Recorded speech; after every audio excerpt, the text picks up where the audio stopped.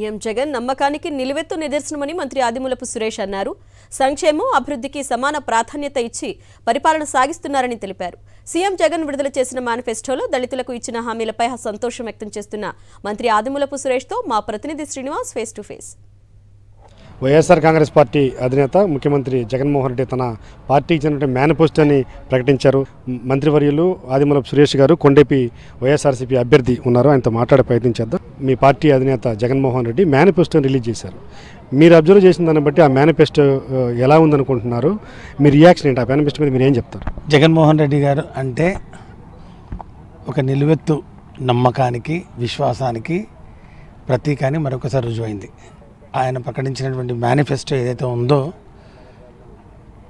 బహుశా ఈ దేశంలో ఎవరైనా కూడా ఇంత నిజాయితీగా, ఇంత ధీమాగా తను 2019లో ఇచ్చినటువంటి మేనిఫెస్టోని తీసుకొని ఆ మేనిఫెస్టోలో చెప్పినటువంటి అంశాలు, చెప్పిన అంశాల కన్నా ఎక్కువగా అమలు చేసి, అది అటు ఇటుగా కాదు 99% అమలు చేసి తిరిగి ఆ సంక్షేమ కార్యక్రమాలని యథాతథిగా కొనసాగిస్తూ అంతకు మెరుగ్గా మరి చేస్తానని చెప్పి ఈ కొత్త మేనిఫెస్టోను, పాత మేనిఫెస్టోను రెండు ప్రజలకు చూపించి మేనిఫెస్టో ఒక పవిత్ర గ్రంథం అని ఏదైతే జగన్మోహన్ రెడ్డి గారు పదే పదే చెప్తా ఉన్నారో, ఒక ఖురాన్, ఒక బైబిల్, ఒక భగవద్గీతగా భావిస్తామని చెప్పారో అదే అమలు చేసి చూపిస్తూ ఉన్నారు ఈరోజు. మనం అంతకన్నా ఇంకా ఈ రాష్ట్ర ప్రజలు కోరుకునేది ఏం లేదు.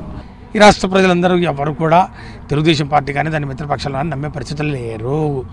తెలుగుదేశం పార్టీ రాష్ట్ర ప్రజల విశ్వాసాన్ని, నమ్మకాన్ని కోల్పోయింది. అది చేతల ప్రభుత్వం. అందుకు నిదర్శనం ఇప్పుడు మా ఆవాసాలని పంచాయతీలుగా చేస్తూ ఉన్నారు. అంటే స్వయం పరిపాలన మాకే ఇస్తూ ఉన్నారు. ఇది బాబాసాహెబ్ బిఆర్ అంబేద్కర్ గారి కళ. ప్రతి 500 పైచులకు మరి జనాభా ఉన్నటువంటి 50% జనాభా ఉన్నటువంటి ప్రాంతాలు ఏవైతే ఉన్నాయో అవన్నీ కూడా పంచాయతీలుగా మలుస్తానంటే కానీ ఆ పంచాయతీల్లో స్వయం పరిపాలన మరి ప్రజాప్రతినిధులు వారే దానికి ప్రాతినిధ్యం వహిస్తారు. వారే వాళ్ళని ఎన్నుకుంటారు. వాళ్ళ ప్రాంతాలను వాళ్ళే అభివృద్ధి చేసుకుంటారు. గొప్ప ఆలోచన. ఎంతో ఆనందంగా ఉంది. రేపు దీనికి సంబంధించి చట్టం ఎప్పుడప్పుడు వస్తుంది, ఎప్పుడప్పుడు దీనికి ఎన్నికలు జరగాయి, ఎప్పుడప్పుడు ఈ ప్రాంతాలన్నీ పంచాయతీలుగా అవుతాయి, స్వయం పరిపాలన మాకు ఎప్పుడు వస్తుంది, వీటికి మా ప్రాంతాలకు, మా కాలనీలు, మా పల్లెలు అంటారు, కొన్ని చోట పల్లెలు అంటారు, కొన్ని పాలెం అంటారు, మాల పల్లెలు, మాదిగ పల్లెలు.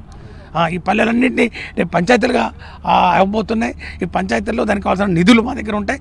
మా ప్రాంతాల యొక్క ఆ యొక్క జీవన మరి ప్రమాణాలను మెరుగుపరచుకోవడానికి మాకే అవకాశం ఇస్తూ ఉన్నారంటే జగన్మోహన్ రెడ్డి గారికి మేము జీవితాంతం రుణపడి ఉంటాం. మంత్రి ఆదిమూలపు సురేష్ చెప్తున్నారు. ఎంతో నమ్మకానికి నిలువెత్తు నిదర్శనంగా ఉన్నటువంటి మేనిఫెస్టోగా అభివర్ణిస్తూ దళిత కాలనీని ఏదైతే రిజర్వ్డ్ పంచాయతీలుగా ప్రకటిస్తానని చెప్పిన ముఖ్యమంత్రి జగన్మోహన్ రెడ్డి మేము కృతజ్ఞతలు చెప్తున్నాం. ఖచ్చితంగా మేము ఎప్పుడెప్పుడు అలాంటి మా ఆవాసాలని రిజర్వ్డ్ పంచాయతీలు తీసుకుని మాకే స్వయం పాలన అందించేటువంటి ఘట్టం కోసం ఎదురు చూస్తున్నామని చెప్పేసి ఆయన చెప్తున్న పరిస్థితి ఉంది.